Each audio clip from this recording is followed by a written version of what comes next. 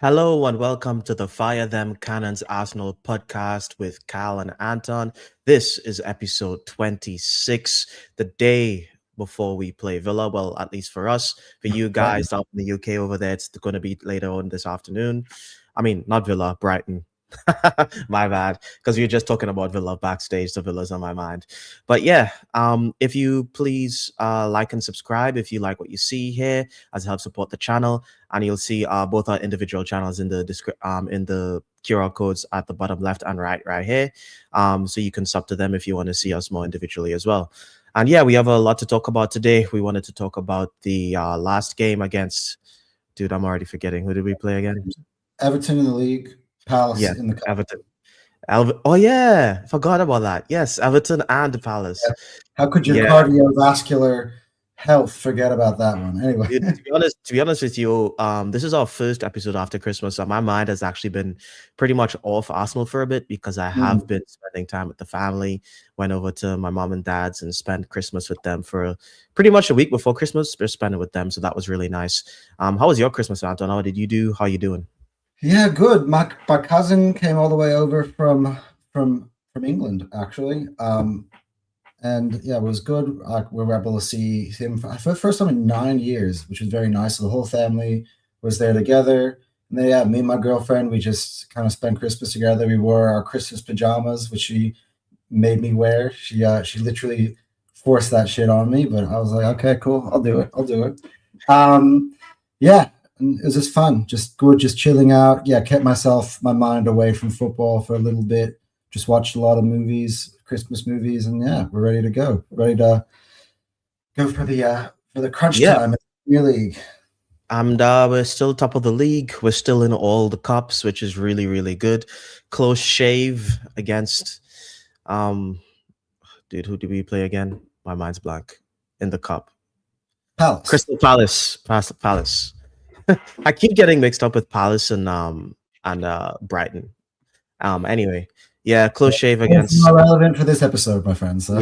Yeah, we're going to be talking about both of those clubs. So yeah, close shave against them. Victor Gyökeres scores a goal, even though it was a pen.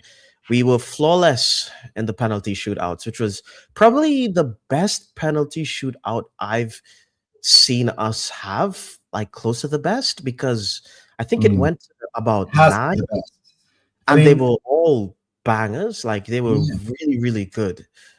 So big ups to the players for that. And I think the first topic of conversation would probably be a little bit of a dissection of that game and how did you feel? How were you feeling about the game? What do you think about the result? And what do you think of going into the future? That Crystal Palace game and the Carabao. Yeah, so the cup game. Yeah, to be honest, I felt this was a game that Arsenal absolutely dominated. Like we from the first minute till about 45 minutes, for the first 45 minutes of the game, absolutely dominated every single facet of the game, except for the most important facet of the game, which is finishing. But we created, I think, about 12 shots in the first half, 6 on target or something like that, 6 or maybe even 8. I have to go back on the stats. I'm probably totally wrong, but something along those lines. And their backup number 2 keeper, Walter Benitez, pulled out an absolute worthy of a performance for them. Why do goalkeepers love having their best performances against us? By the way, I don't know. I remember Courtois had a really good one. You are absolutely right. I mean, Donnarumma, like Donnarumma conceded 4 goals to Fulham. Had 2 man of the matches against Arsenal. Yeah. It's just absolutely insane. But yeah, look, I saw when you see that lineup and you saw that, you have Jesus and Eze and Madueke, Martinelli, and they go, this is going to be a little bit flowy. I think that it's going to be quick. It's going to be flowy. I think that's one thing that plays to those 4 of those players' strengths. You're going to get a lot of that, that flair, especially it was interesting to see Eze and Jesus being on the pitch together, just because they're probably the most skilled dribblers, flair type of players that we have at our team. And it definitely showed up that way. Like the way we played in that first half was majestic. Martinelli had his best performance for me in a very long time. That first half performance of Martinelli was absolutely like it was insane what he was doing. It was so, and I It looked, was we're so unlucky. Like we didn't have any presence in the box to put, because I thought Martinelli put some balls on a plate for some players to finish, and they just couldn't. Like yeah.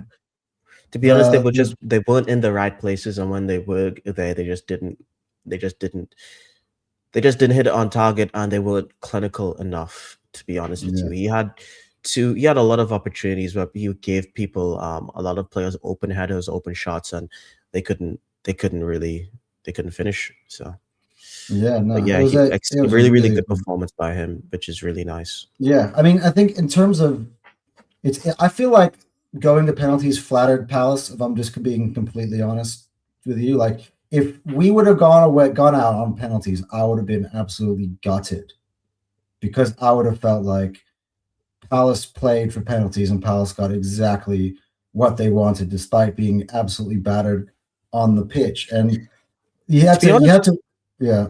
No, go for it. I'll just say this: like goalkeepers are part of the game. You know, that goalkeeper did have a really good game, but at the end of the day, even though we created quite a few chances, we couldn't kill the game, and that's just part of football. You know, you have to be able to kill the game, and that's why we were screaming out for player like Gyökeres to come into the squad, because we knew we were capable creatively on our day to be able to create chances. We just didn't have the guy to just win us football games by scoring the goals. And yeah, I think we saw it that day as well, you know.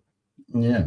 Actually want to ask you about that, because I think we just came off of a game where he scored, and we'll obviously touch on that one next. But then in this one, I felt like we finally were creating a multitude of chances, which we had not been doing in recent weeks. And I felt like the game was crying out for a player like that to come on. He never did. I was sitting in the group chat and I was saying, why hasn't Arteta brought Victor Gyökeres? He had one sub in the pocket. Why didn't he bring on Victor Gyökeres, given that it was looking like we were headed towards penalties, to have your number one penalty taker available? And for me, it just perplexed me. I feel like had we not come through that game, that would have been a question that would have been asked massively by the fan base. Maybe the hatred towards him is so much that they don't think that way. But for me, strategically, you got to have your number one penalty taker available if you have a chance to go to penalties. What are your thoughts on that? Yeah, I thought it was strange. Yeah, big up to Tyrell. He's always here in the chat telling us to supporting us. Big up to you, my friend. Yeah, it was strange, but I thought he was trying to protect him. I think not bringing him on for the pens at least was probably a good call, because if first of all he's not warmed to the game, and then if he misses his pen, he would be absolutely crucified. There'd be like almost no turning back. And I think being that far into the game, he decided to just not put him on the altar for sacrifice, and I thought that was the right call. I would have subbed him in earlier, but he made his decision. But I would not have subbed him in for pens, because, as I said, like if he were to miss a penalty, he would have gotten absolutely crucified by the fan base, because he's already on the chopping block. He's already on the chopping block, and we know our fan base is they're already turning on him. So I think he needs some protection, and if the fans are turning on him, now the manager has to try and protect him. Yeah, no, look, I think that's a very fair shout, and luckily we got through it. But yeah, you mentioned the 8 penalties, and I think from my recollection, I remember Arsenal having 5 for 5 in FA Cup semi-final against Wigan, which, by the way, Arteta happened to be one of them. Didn't we have one in the Champions League as well, where we scored all of them against Porto? Yes, the round before, but that was also a really, really good one. But to go to up that deep into 8, like for me, I gotta tell you, my confidence in a lot of the takers after a certain point, I was like, oh no, like when a few players came up, and I was like, had a bad feeling about. Calafiori was one. Marino for one, some reason Yeah, was one. he didn't look like he was confident going up, and I Yeah, thought Marino was gonna miss, but he did it. He did his stutter step. He did the that's a Jorginho one, right? Jorginho does his penalties right at yeah, that time. And yeah. yeah, he landed it. Who's the other takers that like came up that I was just? Who are all the takers he had? Odegaard was first. Which was a really good pen, captains. Yeah, no. I think I the think first three: Odegaard, Trossard, Saka. No, so yeah, Trossard was fourth. Second one was Odegaard. what's it, Rice? I Rice, think yeah. Rice, full confidence. Saka. Then you got Trossard. Then you had Marino. The we last had two was Timber and Tim Saliba. we had Timber and Saliba, Who was the which one in Timber's between? Timber's Calafiori. yeah, Calafiori. Timber's Yeah. pen was amazing. I can't When, believe he when we got to Calafiori, Saliba, and Timber, yeah. I was holding my breath. And Timber's pen was amazing. yeah, again, Saliba and Timber looked so nervous walking up to the spot, but those are probably the best two penalties of the Saliba's lot. pen was like hard Technically, like bottom. just Yeah, floated into the top corner where like no one could ever fucking get it. It was yeah. just was classily taken. And I'm like, okay. Declan Rice was And straight down the middle, right? But it was high.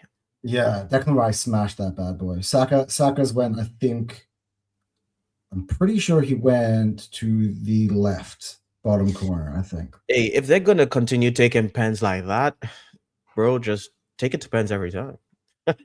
Oh no, don't put me. To be I'm honest, just the joking. thing is, Crystal Palace, to their credit, were also fucking great. They Like the had fact great. that Well, we to had be we honest, needed 8. were they really that great, or did our keeper just decide to go to the right over and over? Yeah, yeah. Although to be honest, I think that was what Iñaki Kanya kept instructing him to do. I think Yeah, it was the strategy. It was like, I'm just going to go to the same side. I'm going to fool them into thinking that, I'm always going to go to the same side, and eventually somebody's going to go to that side because they're yeah. going to try to overthink it. And it luckily enough, we were able to stay in the game long enough. That's number too 8. risky of a strategy. I'm sorry. I It's way know. too risky. But like, there's no way the keeper, like nowadays, is the modern, the way we do tactics and science and analytics, that the keeper, it's just Kepa's deciding to go the same time every time. He's clearly instructed to do What's that. kind of weird with pens now is that the keeper isn't allowed to go. He has to stay behind the line, so it just makes it really hard for them to make any sort of decision. You can't psych players out. You can't talk to them. It's like penalty takers are like a protected species. You know what I'm saying? But yeah. Yeah, no, but it was good. To be honest, I was so angry about a lot of our inability to be clinical. I mean, I was worried, constantly still worried about our inability to finish. But for me, the way that game ended and the winning in that manner, I think for me it went out the window. That's what I said to Terry. Like, I as much as I want to come here and smash smash them and criticize them for not being able to finish and for coughing up a last second equalizer, just getting through and the 8 penalties, and it's a good feeling, and you want to kind of maintain that good feeling. At the end of the day, that's sports, it's football. Like, you have to enjoy those moments. I can't have that, like, sit there on a post game show ripping into the team after they came up clutch and we had an amazing moment at the end of the game. Like, I just couldn't do it, But I think maybe this is the show where we can go that far. For me personally, while I do enjoy winning again in the cups, I think the Carabao is a bit of a must win for us, because I think the team needs to see us do it. We need to not only the team but the fans. I think we all just need to see us take something across the line, and it'll be such a huge boost. I think winning something like the League Cup guarantees us another trophy at the end of the season, because it just makes the team kind of know in it of themselves that, hey, we can do this. We can take it to the round. We can win. And I think that could be what spurs us to win the league. And I think we've seen City do that like a lot. Like, didn't City win like 5 or 6 Carabaos in a row? Let's let's fact check that one. I think I think most of the times they won the league. They won the league. I'm pretty sure. We All can right, look that let's up. go in the list of winners. List. And I think that's why a lot of City fans, they always, one of their big critiques when they talk about Arsenal essentially is we don't take the cup seriously. But I think this is probably the Yeah, no, first. wow. They won one, two, three, four Carabao Cups in a row, 5 out of 6. So actually, they won 6 out of 9 from 2014 to 2000 and wait, from 2014, 1, 2, 3, 4, 5, 6. From 2014 to 2021. That means something. The only That winners in that period were Chelsea and Man United. yeah, 7 out of 9. No, yeah, wait. 6 out of 6 out of 8. Sorry. 6 out of 8. That means something, and I think you don't become such a winningest team by not winning other stuff as well. I think it is a bit of a mentality thing. It makes you push that little bit, and it gives you that 105% that you probably need to lift the league at the end of the season. So yeah, and I really want us to go out there and lift that up. And just based on the performance, the reason why I personally wasn't super thrilled at the end of the game, even though we looked better than we did. Technically, we looked better than we did for the last couple of games. Is because I've kind of seen this before. I've seen us play really nice looking football without being clinical before. And for me personally, that's why we got Victor Gyökeres. He was supposed to be, or he still is supposed to be the answer to that question. Because we can bench Gyökeres for the rest of the season and look just like how we looked against Crystal Palace, but we just won't score as many goals. We won't be as clinical. We have to maybe rely on maybe a purple patch from Jesus and then a purple patch from Kai Havertz, and we can probably get by looking pretty good being in a title race playing like that. But I really want us to integrate Gyökeres so we can get him scoring almost every game, because I feel like that's really what we need. Because me personally, I've seen this Crystal Palace performance before. What are your thoughts on that? No, my thoughts and your thoughts are aligned 100%. That's one of the reasons why I was a little bit concerned, but I bit my tongue just because it was a good moment. That I've seen this before many times. And this is exactly for me why I wanted a striker, why I wanted Victor Gyökeres. And I think it sucks for me that Arteta has to protect a player like that the fans have turned against him so much. And I just feel like it's a bit toxic, to be honest. Yeah, it's like somebody who just doesn't give you enough of a chance to develop, to learn, and already they've given up on you. Yeah. And it's not a good relationship to be in if you're in a personal relationship, and it's not a good relationship to be in if you're a football player and that's your fan base. I feel for him. I really feel for him. He's gonna have to perform in spite of, and I think to be honest with you, I think a lot of our players kind of do that anyway. I think a lot of our players our legacy players had to perform in spite of, like Saka and Martinelli and these guys. I mean, we gave up on Martinelli and he just said, "No, I'm not done yet." We gave up on Martinelli. The whole freaking fan base turned against him. Yeah. So he's gonna have to just do it the hard way, like pretty much everyone else. I don't think there's been a single player that's gotten a free ride at Arsenal. I can't think of anyone. The only one that did was Declan Rice, because he was imperious from day one. It's not like Declan Rice had a rough start and then he picked up. Declan Rice was imperious day one, so it seemed like he got a free pass, but he didn't really need a free pass because he started paying his dues the moment he stepped on the pitch. I think Saliba, because I think Saliba had this sort of the benefit of what you like to call Arsenal fans having, googly eyes for the players who aren't there. And when he was on his loan spell, everyone's like, oh, why don't we keep Saliba? Why don't we let Saliba in the side? Why do we keep putting him on loan?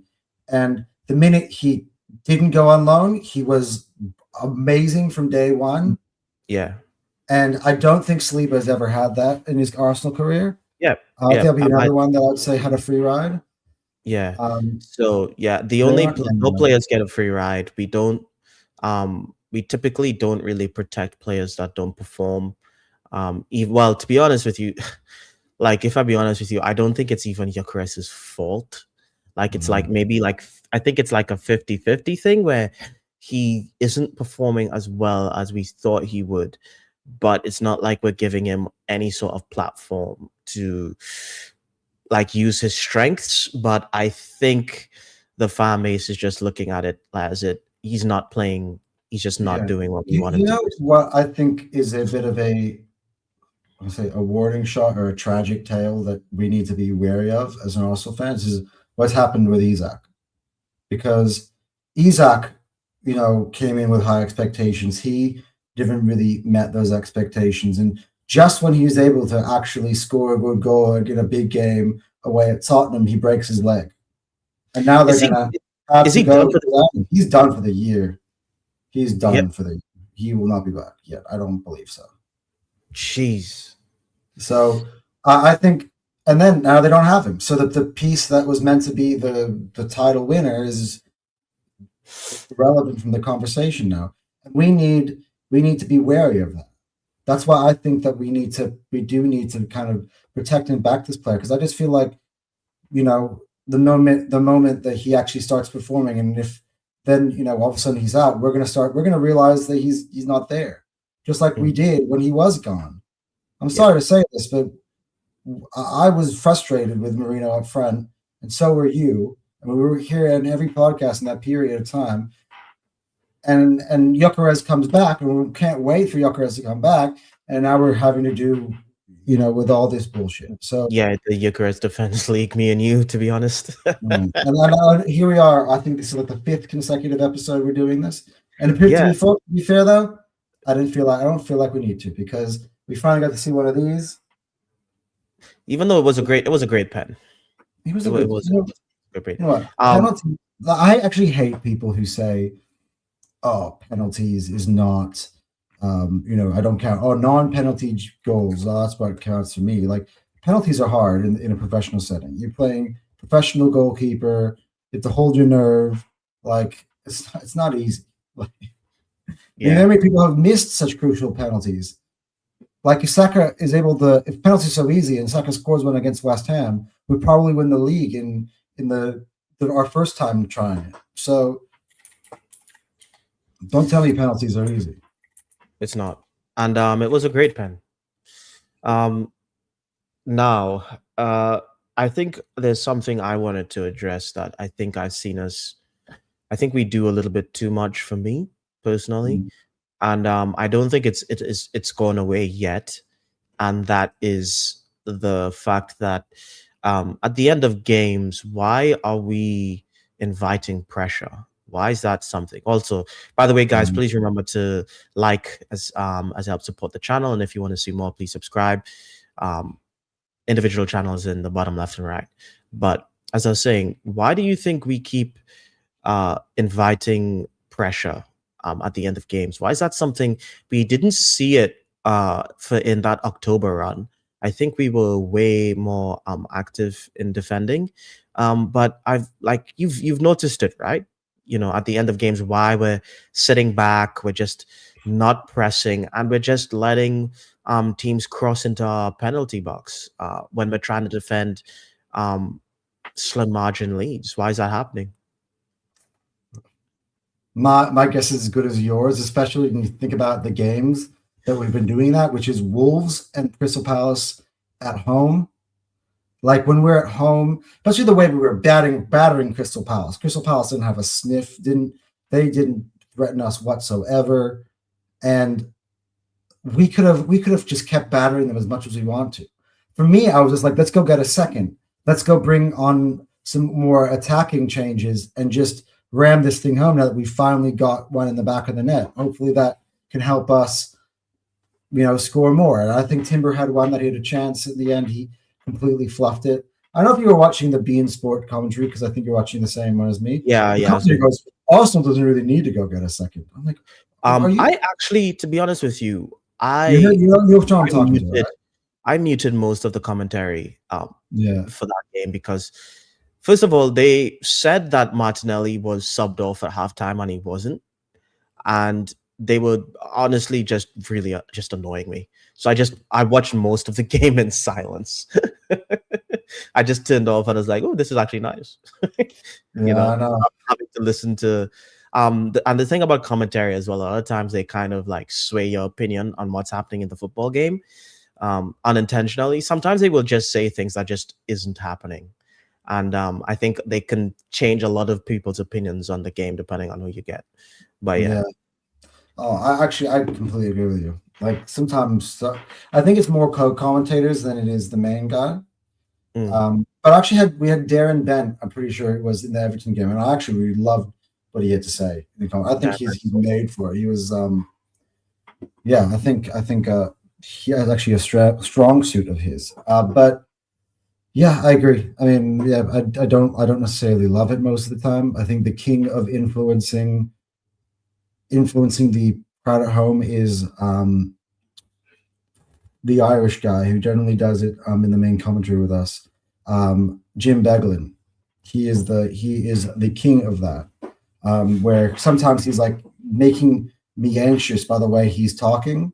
He goes, "Oh, if Arsenal don't get a goal here, I wouldn't be surprised if Liverpool ended up getting one and making it 1-1." I'm like, shut the fuck up, cunt. Like, with all due respect, shut up. Yeah, sometimes the commentary is like sometimes it does get me annoyed. But as we were talking about our defense and why we're inviting pressure, we both don't understand. I don't think it's something Arteta wants either, because he's kind of he goes berserk in the box. So what I'm hoping, but the switches are defensive, which annoys me. So like he pulls off Jesus for Rice. Like I thought Jesus is coming off, you're gonna bring on Gyökeres, right? Which by the way, Rice had to come on at some point. But why didn't make a double change there and bring on two players? One of them being he went defensive and it didn't work. That's another time that we make a defensive sub and then we just we concede, which it just doesn't work for us. I don't know why we keep trying to do it, and I'm going to be pissed off if I see it again. Like just keep pressing. Just keep pressing, especially because we don't. And just by the way, I just need to say a big shout out to Saliba, because I'm seeing Saliba, like, you don't notice how good your center backs are until they're not around.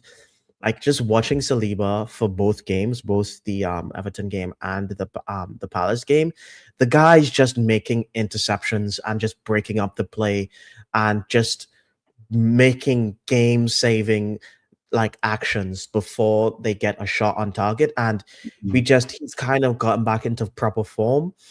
And I just need big shout out to him. And like, there's no, like, let's not kid ourselves, ladies and gentlemen. There's no replacing Saliba right now. Yeah, well, like we might as well. That's a good segue into some news that came out from Hand of Arsenal literally a couple hours ago. Hand of Arsenal are a friend of the show, I should say now. He literally came out and said, Gabriel, he traveled with the team, which I don't know what that means necessarily when we're playing at home. I still don't get traveling with the team. Like, did he actually say traveling with the team? Yeah, he said he's traveling with the team. He's in the traveling party. I'm like, where are we traveling to? Games are home. But that's besides the point. Gabriel has a chance to be playing today. And for me, I think that is a massive boost. Whether he's in today or not, it tells you that he's on the cusp of happening. Yeah. And I think that's a massive boost for us, because I think the biggest thing that has kind of derailed us in the last, kind of when our form was dropped off, has been the instability at the back, constantly having to change different lineups in the back four and not having that comfortability. I do feel like if you have a Gabrielle in there, you don't need to go back, sit, and invite pressure because you know that the protection is there 24/7 Yeah, at all times of the game, yeah. and that should free up, I think, Rice and Zumendi to kind of play their games, And and with Gabriel back, we'd have pretty much a fully fit squad in terms of all our starters. We can play Timber. Havertz. Yeah, we Havertz can could play. potentially play as well. Our So Timber wouldn't be at 100%, and he just hasn't played that much this season. White is out. Pardon me. White is out, but White also should be. As we said the last I part. meant like our starters, like our proper Yeah. starters, like of this season. Yokeres is the starting striker this season, and Mm. we'd have our starting back four. We'd have Timber, Gabriel, Saliba, and Calafiori. We have all our midfielders, our three starting midfielders, which is Odegaard, Zubimendi, Rice. We'd have, all our attacking options essentially, which would be Martinelli or Trossard. Take your pick, Saka. And we have Madueke to rotate, and we have Yokeres, and we have Moreno to rotate as well. We'd have a pretty strong lineup. Yeah, So, and for me, that's according to plan. Like as much as we've been talking and the chests have been tightening because of Man City's form and how close they are to us, I get a little bit more comfortability knowing that we're going to be at our full strength. Now we need to figure out how to score goals. I think regardless of who's available to play, we need to figure that problem out. But in terms of if that team is fully together, especially the defensive unit, it gives us such a high floor to work from, gives us such safety, gives us ability to be a little bit more free going forward because you know that the rocks are at the back. And yeah, I just think it just settles your whole team when you have your entire spine, and it couldn't have come at a better time because I think for me, we get through this game, beat Brighton, and we beat Villa. Let's say get our revenge, which I so badly want to do. We'd be on track for 90 points, and the second half of the season, schedule-wise, is nowhere near as vicious as it was in the first half. Most of our big games are going to be at the Emirates, so yeah, I'd be feeling good. Obviously, as far as it is now, I just feel like we're still in control. As much as City have been good, it can change in a blink of an eye, and we're still in control as it is. As long as we're in front, we're in control. Big up to Eugene. I think this was the first time you chatted. I think Moreno is lazy. Last week as well. Well, big ups to you, Eugene. Moreno is lazy, and Odegaard is scared of getting injured. We need to bring in Norgard in the last 10 minutes of the game, and also change some of the frontline players so that they stop the attack. Actually, he brings up a good point. I mean, it's not fully. There's a few things I disagree with him in, but Norgard was actually very, very good in the past. That was the best Norgard performance I've seen so far. And you know me, I've been hating on Norgard for a minute. And I must admit that was a good Norgard Express. Moreno is lazy. I don't think Moreno is lazy. I think he's slow. He just has the turning circle of a truck. He's just a slow guy. And I think because he's such a slow player, that kind of plays into the fact why he's so clinical, because he's just slow. He doesn't overthink things. Ball carrier as well, by the way. Yeah. And Odegaard is scared of getting injured. I do think Odegaard is scared of getting injured. I do see him pulling out of tackles. But to be honest with you, I don't think that's the main reason why we're inviting pressure. Even though, to be honest with you, now that I think about it, Odegaard is in charge of leading the press. And if we want to not invite all that pressure at the end of games, we need Odegaard to be initiating that press, because that's one of his main positives, his engine, to be honest, because he does run a lot and he does press well, and he needs to press at the end of games and not sit back. So yeah. Look, I think a lot of the stuff is going to come with these players. I think spend a lot longer without getting hurt. I think what's important, and I think I said this in the last pod, this second phase of the season, which is what I would call your title run-in to the larger extent, right? We need to start creating some more consistent lineups So that's where the understanding and the chemistry really properly develops. These Yeah. I players, still don't think. I still don't think on that. I still don't think like Zubomendi, Rice, and Odegaard they understand how to play with each other properly yet. yeah, That still needs to click for me. again, which for me is still the thing I lean on, which is that we have such a high ceiling compared to the way we performed. And if we're on pace for 90 points at this point of the season, and we still haven't quite figured this shit out, that there's a performance level raise like peak that we haven't gotten to yet. And I think that's something we need to keep in mind is we want to be playing our best ball in March, April, and May. We want to be in the position we're up now, up until probably the end of Feb, and March, April, and May, when you also got Champions League knockouts, you've got the Premier League run in, potentially FA Cup run in as latter stages as well. You want to be at your premium then.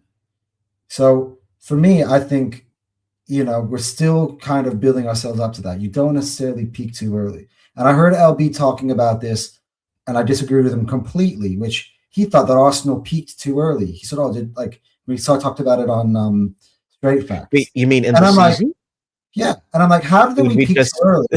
Most of we haven't even integrated our striker yet. Together. I'm like, no, we didn't peak too early. I mean, yeah. What's your definition of peaking? My definition of peaking is playing your absolute best level and then dropping off because you've expended that energy too early. I think he just doesn't rate us. I think that's why he says we're peak. So in other words, I think we've done better than he thought, and he's basically saying this is the best it gets. Yeah, well, so joke's on you, my friend. I think you're mistaken. So think about that. Think it that way as much as you want to, my friend, if that makes you sleep at night. But yeah, I don't agree with that at all. I think we still have levels to go, and I think we still have our midfield to get integrated. I still think I don't think Saka's really 100% come alive this season just as yet. I think he still has something to prove. I still think Gyökeres is going to get better, and I still think he has something to prove. I think Jesus feels like he has something to prove as well. So he's going to play better. I think I honestly believe that the only thing that really kind of showed us their level this season are our defenders. Our midfield and our attackers, I don't think they've showed us everything as of yet. So I think we still have, I think the best. But if we play to our levels, the best is yet to come. Personally, I think one thing that annoys me a little bit about the midfielders and attackers is that I feel like they've never all been at their best form at different times. Like different players have had really good games individually and then drop back onto a different level. Like at the exception of Saka, who I feel like has that ability to be consistent for the most part. The rest of them, like Martinelli, great game, right? The other day. But I haven't seen that from for a while. Trossard has been like that this season, actually. Trossard has been like that, but he's also had a few of his games where he hasn't been necessarily fully maybe there. One or two, but like for the most part, I think he's been our best attacker this season. Yeah, like Eze had the hat trick game, right? Yeah, and then he's kind of disappeared since. Yeah, he's kind of disappeared since. Yeah. So, I think it's just that's something we need at some point to kind of have these players playing more consistently. I think that comes from getting trust from the manager at some point. I know we've got a big squad, and I'm the one who's saying, "Oh, we're the best squad in Europe, and we can rotate as much as we possibly can." I think what we're doing right now, this Christmas period, perfect for that. And I think the fact that we've maintained our top of the league position through City's form and us being able to rotate in that time, actually low key under the radar, has accomplished what we needed to accomplish with that squad depth. Yeah, and I think a lot of the times with the injuries that we have been kind of trying to extinguish fires. Granted that the tools that we have this season is a lot better than we usually do. We still haven't been able to build that chemistry, and I really, really hope that no more injuries. When is the next international break? Because that's probably going to be when our next injury crisis happens. March.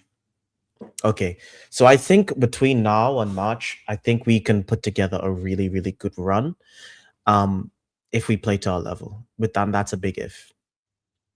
I think that's crucial, though. I mean, that sets you up really nicely if you can put a good run together in January and these last two games, and then January and February. That sets you up very, very nicely. Now, Yeah, as I said, though, when we hit March, that's when we need to be playing our best ball. Like everything needs to kind of be figured out. Everything got to be clicking. We got to be imperious. We have to be ruthless because that's what's going to take to, that's when everybody's watching out to see Arsenal. Oh, are we going to bottle it? Are we going to choke? Are we not going to have the mentality to make it through?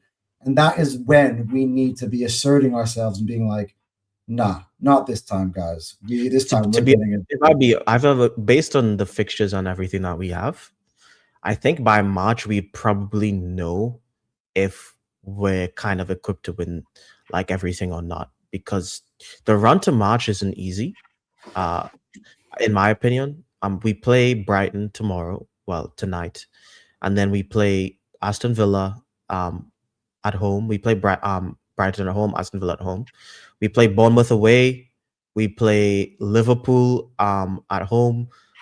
Then we start the FA Cup and we play Portsmouth, and then we play Chelsea. And this is 15th of Jan. We play Chelsea, so it's pretty tight. In That's terms the of cup, though, right? yeah, in the semi-final. And we play them away first. And then we play Forest, and then we play Inter. But I think this is still another group game, correct?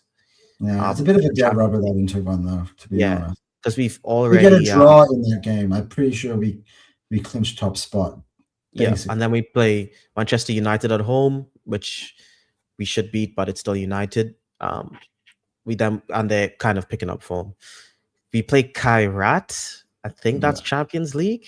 This last game, which is that's a dead rubber. And this all these games are in this was like January games, by the way.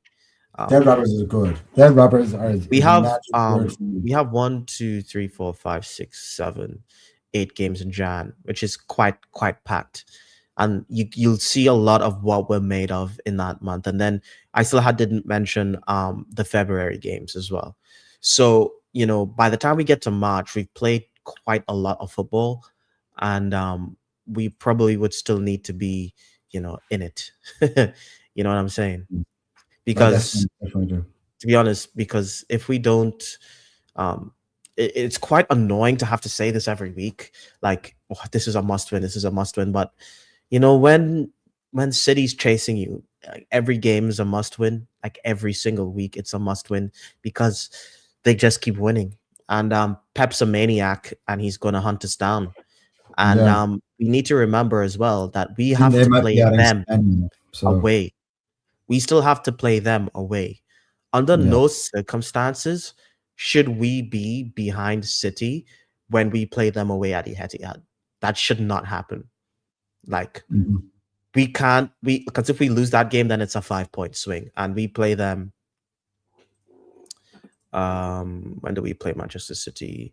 We play Manchester City in April, like close to the end of April. So by the time we play them, we want that we actually clinch it. That's why I wanted to. We want like a 4-point. We want a 4-point gap. And how many games after City is it between then and the end of the season?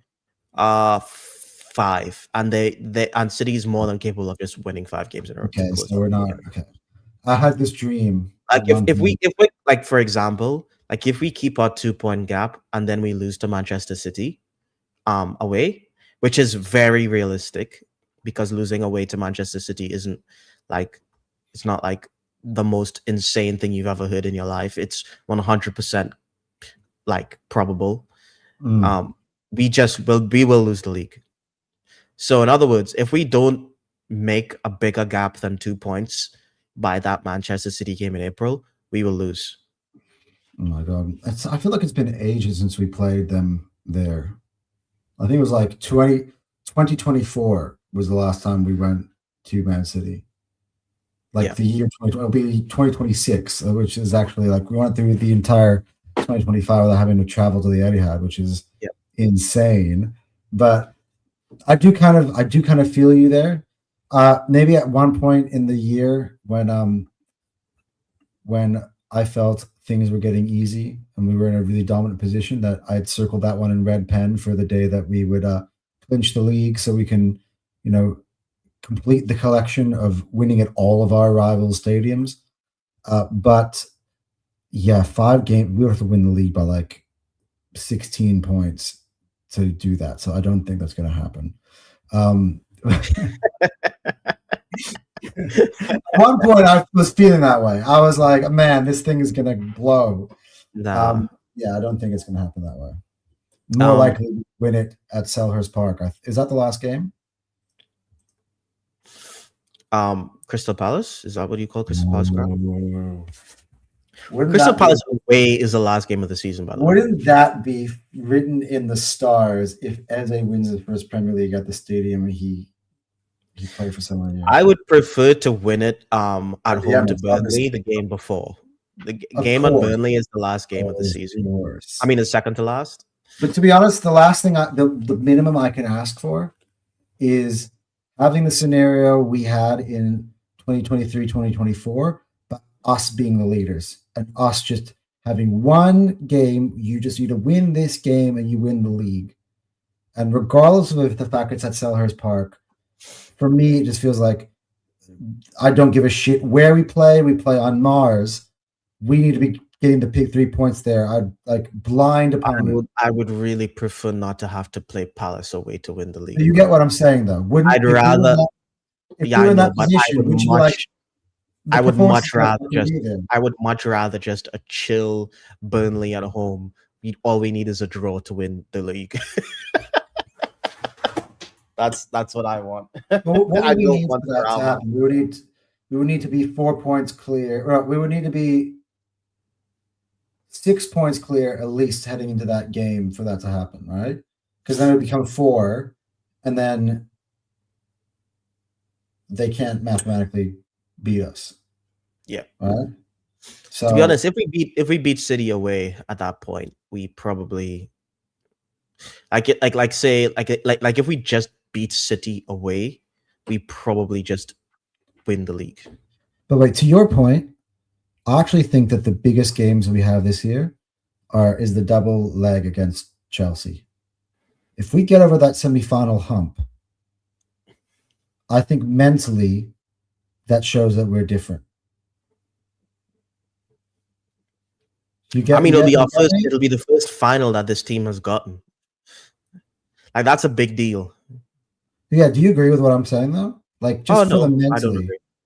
I don't agree. But can you understand the premise behind what I'm saying? Like, no, I think if we get to the final, that would be one of the bigger games. Yeah, I know, but if we were to beat Chelsea, I think that over 2 legs, get ourselves past that semi-final hoodoo that we have under this manager. I think for me mentally, that's one of the biggest mental hurdles that we got. I mean, it's one of the biggest, but I don't think it's the biggest. You said it was going to be the biggest. I don't think but in terms of, we still have like Champions League knockout games to play. Right. We still have if we actually get past Chelsea, the finals of that same competition would be a bigger hurdle than just getting against City. Yeah, which would probably be against City. Like, playing City in the final would be a much bigger thing than beating Chelsea in the semi-final. So, and then, any game towards the back end of the season where we could possibly win the league would be a bigger game than the semi-final. I think that semi-final is probably 3 or 4 on the list. It might get that semi-final, if we actually do well in the FA Cup, might be the 5th most important game. Yeah, I know. Just for me, it's definitely one of the bigger ones. It's the biggest one. That's the closest of of the big hurdles that we have to face this season. It's the one that's the closest. Yeah, most definitely. I think it's our next challenge. Yeah, and I given that fan base, man, did you see what Carefree Lewis was saying about the tie? No. He's like, okay, we didn't get to cry tonight, but the Arsenal didn't get to cry tonight, but they will in February. I'm like, okay, my friend. Yeah, to be honest with you, I don't know. It's the Chelsea just version. they turn up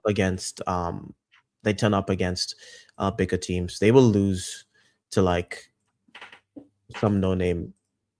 If we were a championship team, they'd probably just lose.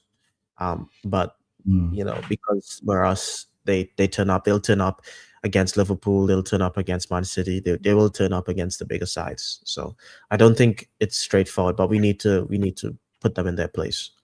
Yeah. Oh, absolutely agree. Yeah. Do we want to chat about the Everton game? To be honest, we kind of touched on it a little bit when we were talking about Eucharist. I think it's almost like the same thing that happened in the Crystal Palace game where, you know, we were kind of creating but not doing anything with it. To be honest, I did think we created more in the Crystal Palace game than in the Everton game. I remember you were very furious. Not to throw you under the bus. You were very, very furious at the way they performed against Everton. Oh yeah, I mean, I want you to address that a little bit because if we had record this about 4 days ago, you would have a lot more to say about this game than you do now. It's you're sitting under that Christmas. You know, it's been the Christmas. Yeah, I think on a lot of time passed. To be honest, lots of the eggnog on the brain. You know what I mean? Yeah, but to be honest, it wasn't like it wasn't the greatest performance, man. We scored like a pen, which is it was clearly a pen, but we didn't put in like a performance that you think we would, you know.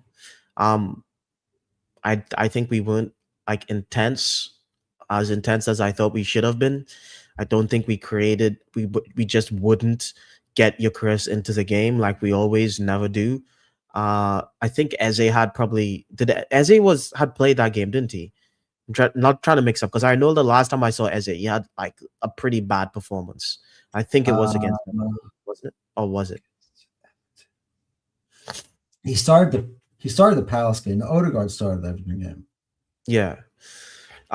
Yeah. Because Odegaard, we had the whole Odegaard misplacing some passes. I remember you were. Oh yes, I remember the first half against Everton. He was horrible, and in the second half, he started to play better once Eucharist got subbed off.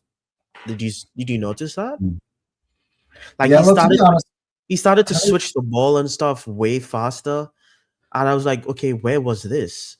And then I had people in group chats telling me, oh, I have an agenda, against Odegaard. I'm defending Eucharist. It's like, okay, but the first, I'd say 16 minutes of the game, Odegaard didn't do anything. And then he started to turn up in that second half, the second half of the second half, which to me isn't really good enough personally. And, we didn't finish the game off. You know what I'm saying?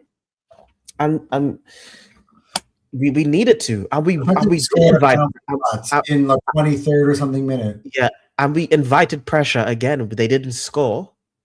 And I think that's one of the performances where I think Saliba saved our necks because he would just have like amazing tackles, breaking a play, like just predicting the game, predicting stuff before it happens with the positioning. But like we still invited pressure towards the end of that game, which I didn't like. Just Everton weren't good enough to actually do anything with it. Yeah, I agree. Yeah, I wasn't happy. I just wasn't. It was a depleted Everton side. For me, I thought we should have been bossing the midfield. Yeah. And I think to be honest, I think we did for the most part. I think you forget about the overall performance. I actually thought defensively that we were unmovable. I think that was the best defense. Defensively, we played, I think, since Gabriel's been out, I think overall in that Everton game. But again, it's just that final third, that product. And one thing I do want to say, I want to point out, there was definitely more of an effort, and we need to say this because otherwise people do think we have an agenda. There was more of an effort to get Victor Gyökeres involved in the game. You can tell there was a point to try to get him the ball. I just think, again, you got to work out on that chemistry, that ball placement. Like when Odegaard sends Gyökeres wide rather than one-on-one with the keeper, for me, that's the end of that. That's the end of that attack. Yeah, Now, and then Gyökeres saved the play by his beautiful cross. I remember that. That is the other people. Oh, it's an ugly cross. Odegaard puts the ball out, hits the ball out of his path. He has to adjust. He's got the defender coming at him. He's literally crossing with the momentum going away from him. So he's like kind of back to it. And he still is able to dig out a chance for Saka. Like people, oh, it's a poor cross. And everything he does is poor. Whatever. He touches the ball, it's poor. Like whatever. I'm kind of figured that out at this point. Like it's kind of in one ear out the other for me when I hear those type of comments now. But the one thing that Darren Bent did say in that game, I disagree with. It was like, oh, what an excellent pass from Odegaard and a poor cross from Gyökeres. I'm like, Benty, that's very twisted. Is exactly the opposite way around. Okay. Yeah, even the best of us have our agendas. But to be honest with you, just moving on from that, because I don't really, to be honest with you, I really just want to put that game behind. We just won 2 good games. Well, the performances weren't great, but we won, which is the main important part. We're winning, and that's what we need to be doing right now. We need to be winning. And 5.5 hours. And that probably gets me to want to talk about this game that we have coming up against Brighton. What do you think? Who do you think we should start? What do you think our approach should be? And just remember, guys, to like as it helps support the video. And we have like 2 likes. And please, yeah, come on, guys, what are we doing? Oh, to be fair to you boys, we're on the road to 100 subs right now, and right now we're on 49, so 1 more and we'll make the big 50. But yeah, we're getting there. So yeah, thanks guys. And also, as I said, our individual channels are in the bottom left and right. Anton's way more active than me on his channel. Yeah, I am. Although I've been very quiet this week because it's Christmas. I had to make sure the tears came out. Although I woke up this morning after making a very nice tears Christmas thing. I even brought the dog out. I had 1 viewer, and that was myself this morning. It's just Christmas, to be honest. I think the algorithm was dead on Christmas, to be fair.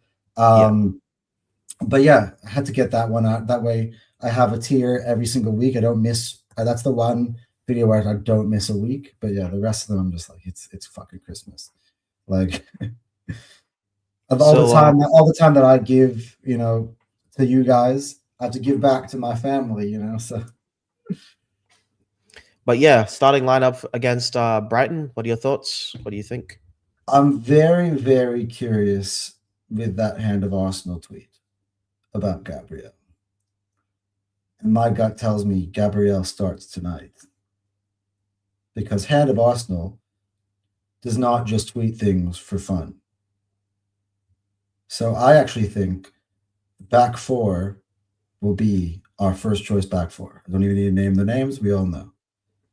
I'd say Rice and Zubimendi, both well rested because they didn't start either of them against Palace in the Cup. So they should be ready to go. I would imagine he's going to start Odegaard because he started Eze from the top in the other game. I imagine Saka is going to be back starting on the right. I'd say Trossard as well from the left. He also came on as a sub. And Gyökeres up front. I think it's going to be full strength as much as we can. I don't think we're going to take any Prem games easily. I mean, based on what he did for Wolves, the strong lineup he played against Wolves, which we made hard work for ourselves, but it was a strong lineup. We do a Villa in 3 days, though. So Christmas Eve. Based on the rest that they've gotten, I think it's fine. Yeah, and it's at home as well. So no traveling required or anything. I think they're both just as important. For me, this is the one where, like, if City go ahead, the next 6 points are on us, right? Because City don't play until, I believe, the 1st of January when we play on New Year's Eve. So get their game out of the way, whatever that is. Let's say they go ahead. Even if they go behind, even better. If they go behind, If they somehow don't beat Forest by some Christmas miracle, and we still are in front going into tonight's game, I'm rubbing my hands together because I'm like, let's just fucking get these 6 points. And for me, I just feel like that's what it is. So, I think whether they win, lose, draw, whatever they do, we just have to keep winning. We have to win until we put like a 5-point gap between them. We just even then, I don't want to go back to 2 points. I know, but that's when we can kind of like relax. That's when I'm kind of off the team's neck, you know. Yeah, I mean the big one for me though is when we have Liverpool at home. But one thing that I think is key is Salah is on AFCON. Isaac is injured. I think they probably play better without them, to be honest. I'll see. But yeah, that's for me. That's the big one. For me, let's not slip up before that and see where we're at, because I think that is the big one of the month. You get over that. You win the next 3. Which, by the way, thank you, Man City. If somehow they pull off Semenyo before we play them, and we don't actually have to play Semenyo, that makes that Bournemouth game easy-ish. I mean, think about the way that guy's carried that team this season. Yeah. They haven't won in 7. They have 0 wins in 7 games as well. So you take Semenyo out.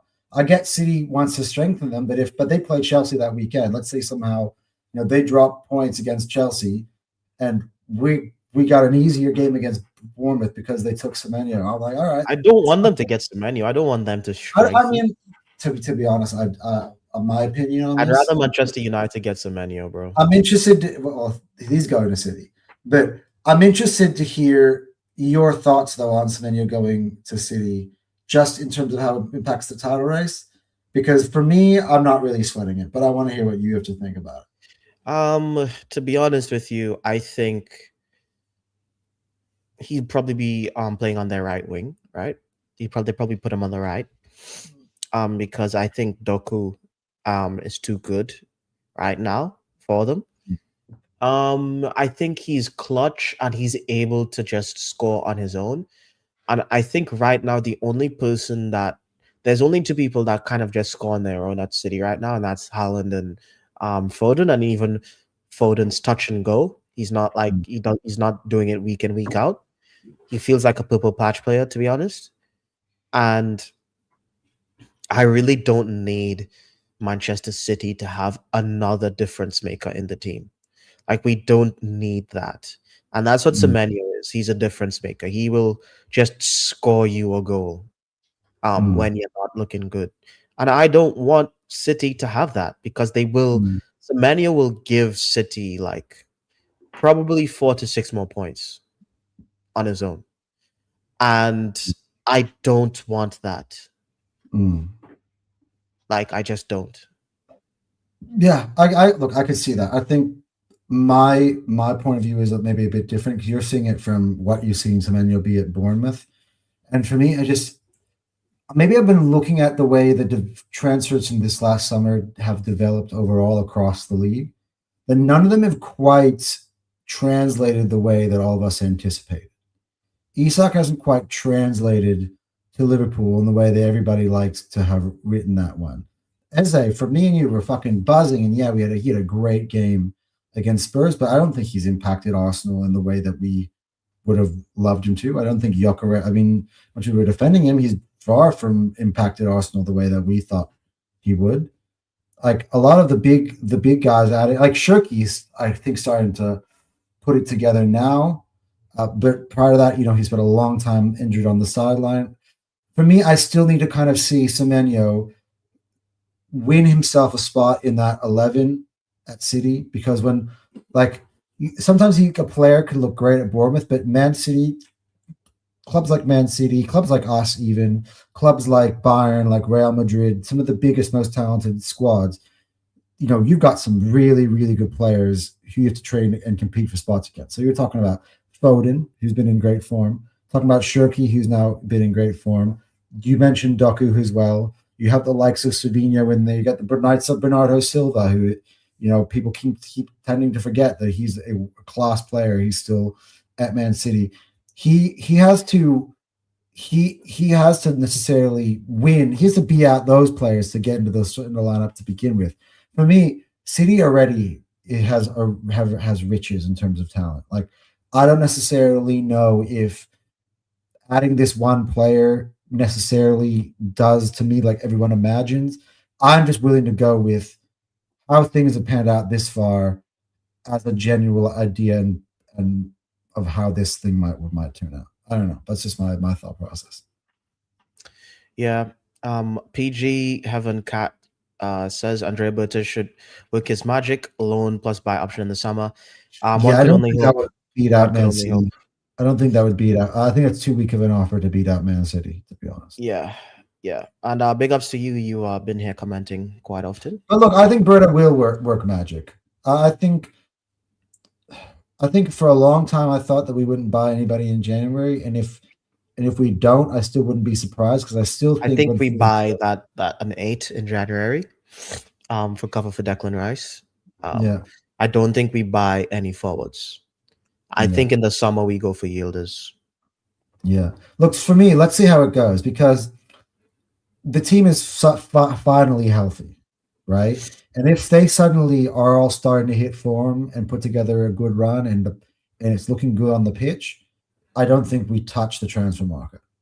But if we're looking like we do now and we're struggling in areas, we're struggling to create goals, we're struggling to keep teams quiet in the last minute of games, Berta might get a bit of an itchy trigger finger and get us something. That I think it's got a lot to do I think with. you know what I think is going to happen. January is a I very think knee jerk. It's never really properly planned. You know what I I mean? think what's going to happen is that we're probably in January, probably going to lose a game or draw a game. There's going to be panic in the fan base. We're going to get some weird cryptic thing like the Zubimendi thing where it's like, we're going to get him. In Arsenal ramp up talks with Yildiz for big signing in the summer. Like we're going to get stuff like that, but it's not actually going to happen in January. I think that kid that we were looking at, who's the French kid that signed the new deal? Oh, you're the one who knows the name more than me. Oh, I can't remember. Yeah. Yeah, How great of a player he is, but you don't remember his name. Yeah, but he's the one that we've been linked to a lot. Anybody in the comment section, if you can beat me to that would be great. Yeah. But to be honest with you, that's probably it. I think we got Ayub Buadi. Buadi, yeah. Yeah, him. We got linked to Gurhi. I can't see what was that, by the way? Why didn't Gurhi celebrate drawing a game to force penalty shootout in injury time against Arsenal at the Emirates? People are saying, oh, it's because he's not coming to us. It wasn't like he just didn't, like he was like what the fuck was that? Yeah, he's not coming to us. By the way, fuck, if we got Gurhi to add to that. We don't need Gurhi. We don't. I would rather spend that money somewhere else, please and thank you. Do you know what wouldn't surprise me? If we got Gurhi and then put MLS on loan. Because then you would have Incapie and Cal Fury. Those are still your left backs, right? And I trust you. And then you would have Gurhi and Gabriel, Saliba, Mascara will be, because remember Mascara's out for quite some time, right? Yeah. And then you'll have Timber and White. So, but does Gurhi want to come here to be a bench option? Because that's what he is. He'd be a bench option at Liverpool, who's we've been heavily looked at. So he will overtake. Plays on Van Dijk's side of the half pitch. a second. He plays on left center. And Van Dijk's going to be there for like what, max another year, and Van Dijk's probably gone at the end of the season. If he survives another season, it'll be like one more year. Yeah, but he'll be fine.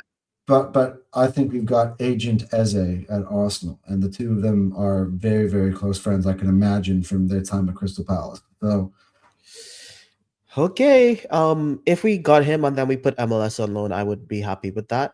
But because MLS needs game time because he doesn't look great right now. I think he had a good game last time he was out, but he needs more game time to sharpen his skills. I would love MLS to go on loan somewhere in the Premier League rather than in Europe. Like somebody like in the lower half of or mid to mid table. Because I think for me, I need him to still be used to play. Because I think he could go away on loan in Europe and look amazing, but it won't develop him as a player. If he goes, I need him to kind of have the physical. No, think about it. If he goes into an easy league where he doesn't have to, because I do think he would look amazing. You see how he looks for us sometimes in the Champions League, right? He would look amazing, but I think for his but that's the thing the is level is too easy for him.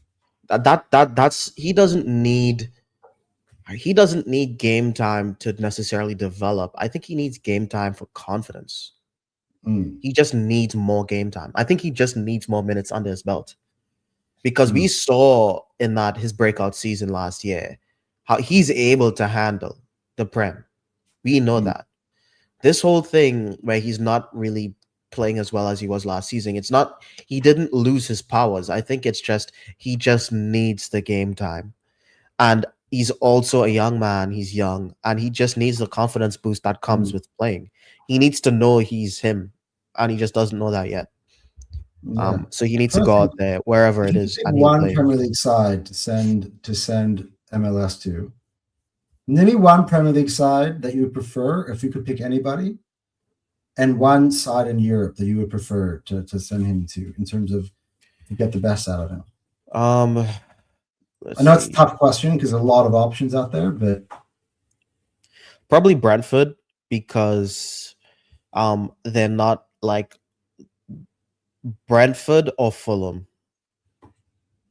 I'd pick Brentford because they're still like they have a good coach and they're still fighting for something. Oh, has Reece Nelson even played a minute for Brentford? I have no idea, and I do. Reece is done. I do Fulham just because of all the Arsenal boys that already are already there, so he wouldn't have to adjust that much, you know. Yeah, I'm trying to think.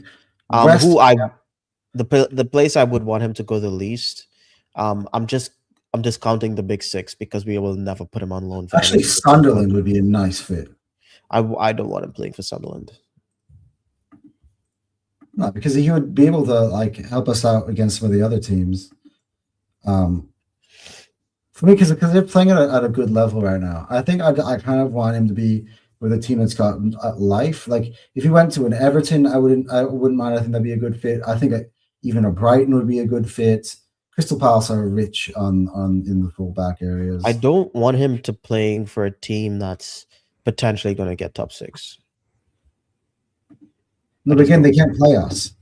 He can't play against us, right? No. So those teams, they can only aid us in helping us beat Man City or beat Liverpool or whoever we need, right? So it's never going to affect Arsenal. You get what I'm saying? Yeah, but the thing is, you'll get less game time at those clubs anyway. Right. It's like we want him to be playing a lot. So, to be honest, though, I hate to sound very, very biased, but I think MLS would start from most of the non-top big 6 sides in the league. Yeah, but the thing is, skill-wise, but like mentally, like maturity-wise, he's not there yet. I think he'd start for Wolves, he would start for Burnley, he would start for West Ham, he'd start for Forest, he'd start for Leeds. Yeah. Bournemouth, I think they've got those are the teams. They got that new guy, that Truffert. I think they like him. He'd start for Fulham. He'd start for Brentford. Everton. He wouldn't. Maybe because they have Hall. I think he'd start for Everton. I think he'd start for Brighton. I think he'd start for Sunderland. The thing with teams like Sunderland and Brighton, I think they have to. They kind of. I feel like they play at a level where they wouldn't play him every week. I prefer him. I don't care about him. I just need him to be playing every week. Yeah. Honestly. And the team for me that would fit perfectly in Europe is actually RC Lens, who lead Liga E. I think I'd love that. I'd love that for him because he would go there, he would start, right? And he would be playing in the French league, which I think for me is a level that I think he can handle really well. Wait, Paris Saint-Germain isn't ahead of Liga? No. It's RC Lens. What? I think that for me would be awesome because he can go win the league in France for for a non PSG. He's not playing Champions League, so it doesn't affect the Champions League at all for us. So they didn't even make Champions League. No, And then they're having a great season now, but they'll make Champions League next season if they oh maintain this, obviously. oh they're on top by they're leading by 1 point. Yeah, but I think that'd be good. I think that'd be a great. For me, that's who I would send to him in Europe. Fair enough. Marseille's doing pretty well there as well. Yeah. What would you say? Would you prefer France, Spain, Germany? To be honest with you, I'd prefer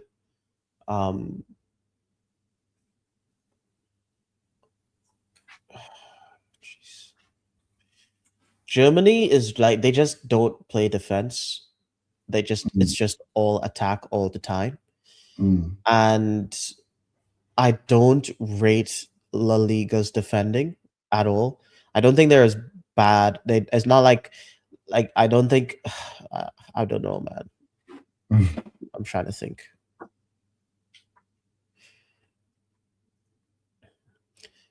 Napoli probably Germany.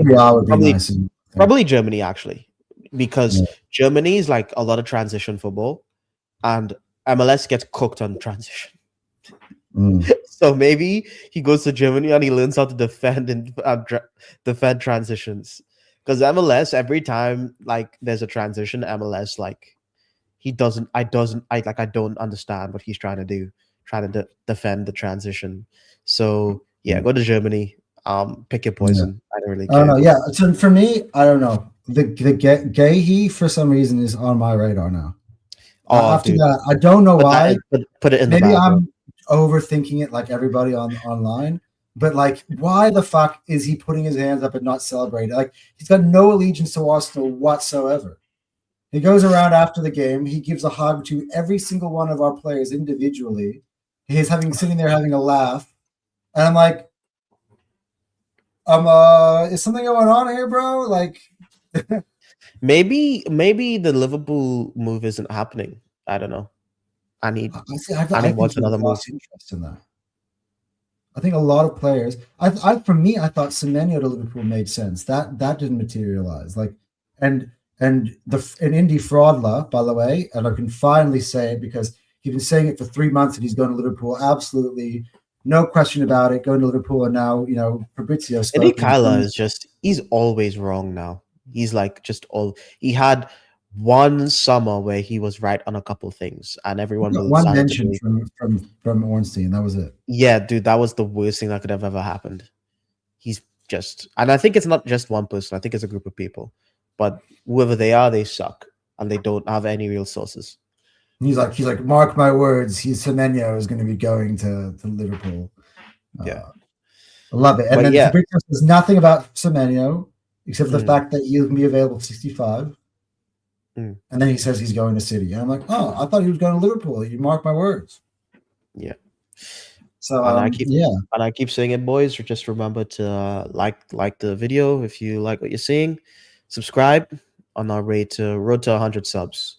To be honest, we've pretty much spoke about everything. I think we spoke. How do you feel though again about tonight's game? Because I feel like we veered off of it a little bit. Like, I mean, to be honest, the only thing I have to really sort of like thinking about the game say, what do you want to see? The only thing I have to say is that it's just another one of these must wins, and I think we play them at home, and I just really want. I'm a bit of a broken record at this point. Every time we do these, I'm like, I want to see Gyökeres score a goal. I want to see a good performance, and a lot of times, I got a Gyökeres goal, but it was a pen. It was a good pen, but it was a pen, and yet to see a performance that I'm really like. For me, I don't know about you, but I was running across my house doing this. I was hyped. Like I just want him. I just want him to like just score like a really good banger from open play. And I think that'll be good. But yeah, other than that, I would like to see Eze on the left wing. I want to see Zubamendi, Rice, Zubamendi, Rice, Odegaard. And yeah, put out the strongest team that we possibly can. Hopefully, Gabriel is Magales is in the team. And even if he's not, we should be going out there and winning this. Yeah. It's just a must win. I mean, if you give Gabriel's, you save him for the Villa game. Yeah, Just big. So yeah. like, Even if you sub him on for the last 30 minutes just so he could get some game time before putting him against Villa, that's okay with me. watch us go 1-0 up, and we're going to switch out Gyökeres for Gabriel as our sub. Yeah, yeah. I don't know. Wouldn't that be very Arteta? Yeah. I don't know, man. I don't know what he's thinking right now. I can't tell. Yeah, I don't know. Look, I think overall Arteta's had a good year, but the last Palace game, I felt like because we won the shootout, he got away with it. The fans would have come for his head. I could feel it. Like even me, like Ash is like texting me in the backstage while I'm on the terrace, like, "Where's the Arteta criticism? You were, really critical." I'm like, "Yeah, that's in the world of where Arsenal don't win. We won." And just before we ended the show, the streak is alive. Yeah, I was just thinking that. Shows with a comment from David.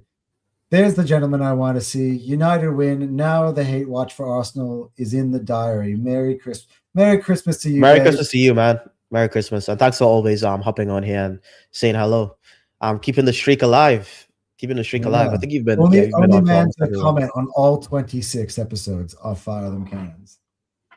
I was literally like, "Where's the?" I was literally thinking in the back of my head, like, "Where's?" Yeah, I was actually thinking about that as well. Comment? Yeah, there he is. Big up to you, man. Hope you had a good Christmas. All right, well, we got to give ourselves time to, I think, sleep. Oh, predictions. Thanks for co-hosting. Hosting the show. Predictions again, guys. Yep. My prediction. I have a feeling it's going to be another 1-0. Jeff. 3 thumbs up, a hat trick, because I usually 3 balls is a hat trick, and what's it called? A treble. Yeah. Love it. I wouldn't even mind a baby treble. Anything. Yeah, even if you won the cup.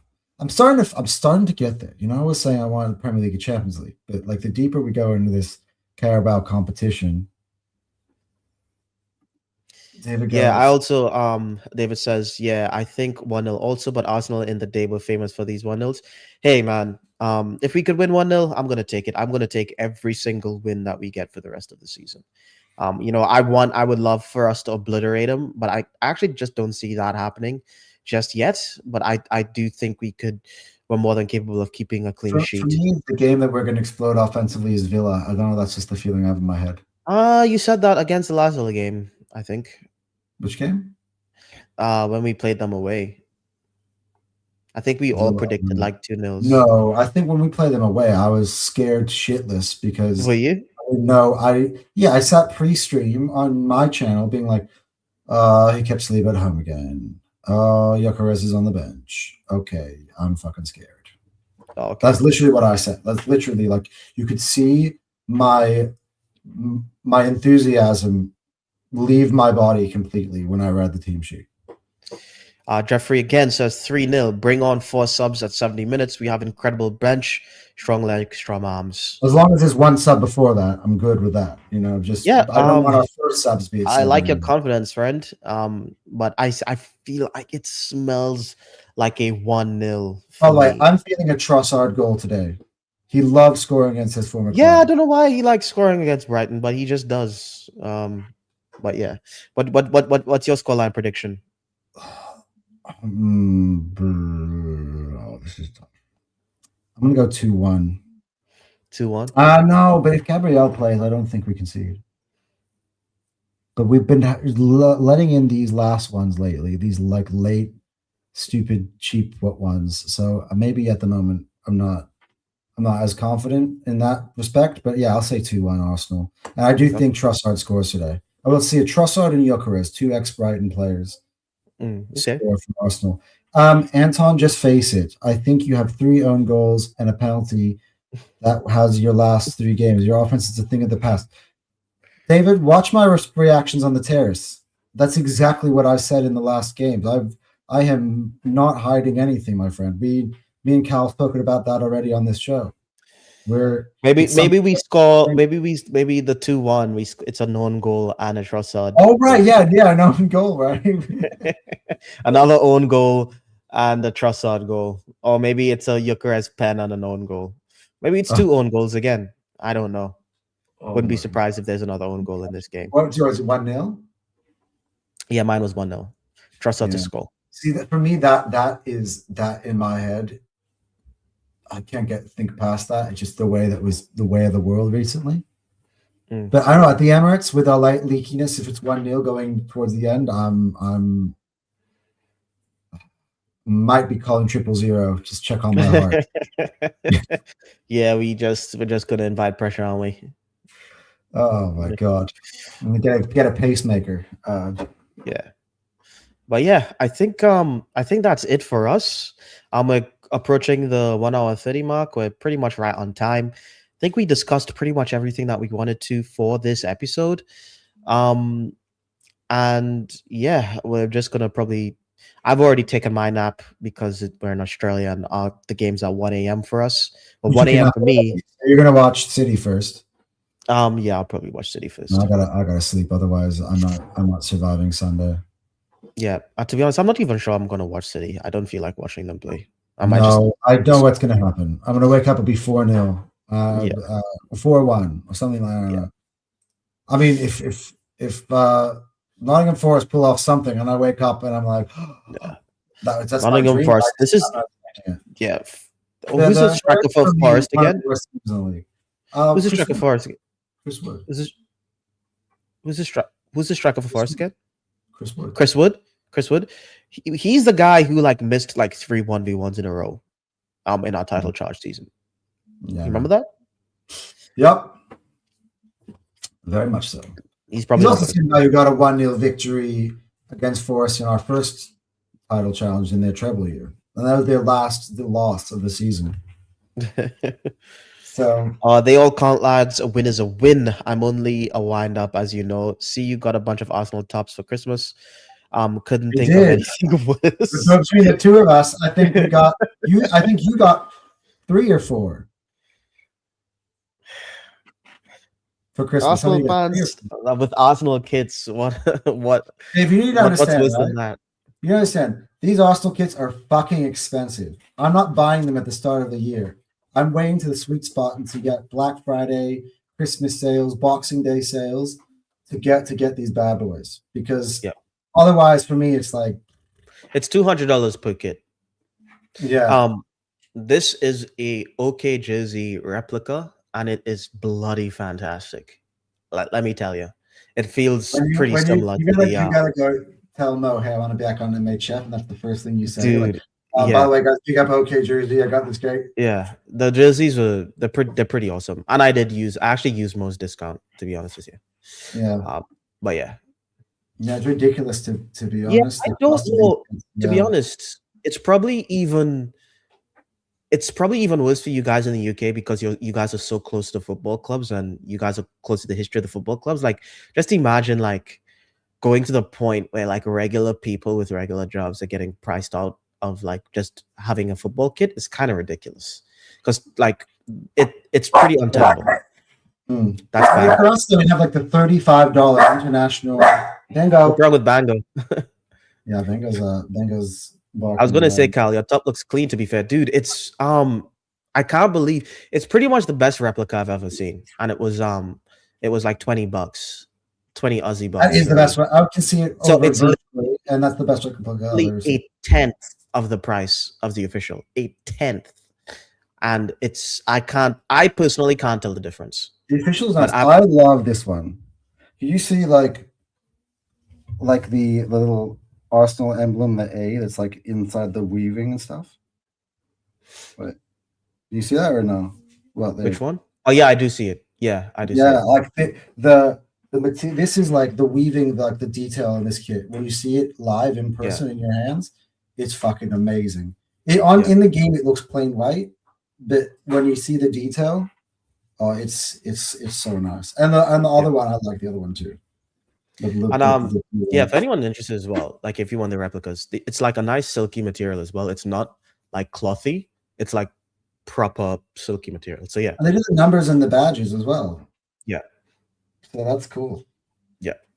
So yeah, I think that's it for us, guys. Thanks for tuning in. Thanks for your support. Thanks for liking. And as I said before, subscribe if you want to see more. Road to 100K. We're on 49. One more till we get our 50, the big 50 piece. And we'll keep on trucking along. Hopefully, our next show, we're going to try to do 2 shows a week, but hopefully our next show. Maybe before New Year's, because that game is fucking massive. And yeah. wish the crowd a happy New Year, before we off. And yeah, hopefully it's going to be just talking about the win. And David, as Dan close off, he says, anyway, guys, I'll let you finish your show. Best of luck today, and I'm sure I'll catch up with you guys today. God bless. Yeah, man. He only means half of that sentence. God bless. Best of luck today, he does not mean, but the rest of that, I believe. Hey, it's Christmas. Maybe he does. God bless to you too. God bless to you too, David. Yeah, but yeah, hopefully, I just want us to just look better for me. Like win, but I want to look better. Just because at the moment, the clinical edge from Arsenal is really stressing me out. I just want to get back to smiling and being super fucking cocky and arrogant on streams. At the moment, I try my hardest, but you can't fake it. So yeah, I just want to get a bit of points. Yeah, hopefully we just get the 3 points. But yeah. Anyway, hopefully, to be honest, hopefully just City somehow by some miracle. I pray, please God, give me a miracle. That's all I ask. I don't expect it, but hopefully. See. Anyway, guys, any last words? No, I'm good. Yeah, yeah. Is that everything? All right. Take care. Up the Arsenal. Come on, let's go.